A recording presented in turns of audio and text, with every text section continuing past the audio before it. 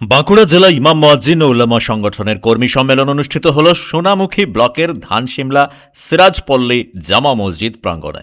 আজকের সভায় প্রধান অতিথি হিসেবে উপস্থিত ছিলেন অল বেঙ্গল ইমাম মুয়াজ্জিন অ্যাসোসিয়েশন অ্যান্ড চ্যারিটেবল ট্রাস্টের সাধারণ সম্পাদক হযরত মাওলানা নিজামুদ্দিন বিশ্বাস, জেলা সম্পাদক কারি মহিবুল্লাহ ও মাওলানা আসাদুল হক, কোষাধ্যক্ষ হাফিজ আশরাফ, সংগঠনের প্রধান উপদেষ্টা মুফতি আহসানুল্লাহ কাসেমি ও মাওলানা ইবাদুর রহমান মাজাহিরি। এছাড়াও ছিলেন পূর্ব বর্ধমান জেলা সংগঠনের প্রতিনিধি মাওলানা এরশাদ ও মাওলানা সাদরুল আলম সহ জেলার প্রতিটি ব্লকের কর্মকর্তা, কর্মী, মসজিদ কমিটির সম্পাদক, সভাপতি সহ সমাজের নানান স্তরের প্রায় 200 জন।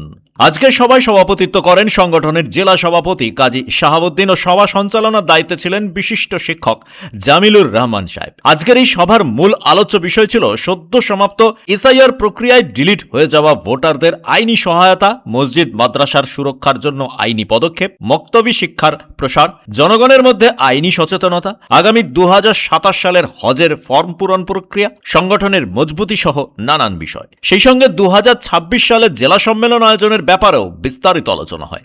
ব্যুরো রিপোর্ট, পূবের কলম ডিজিটাল।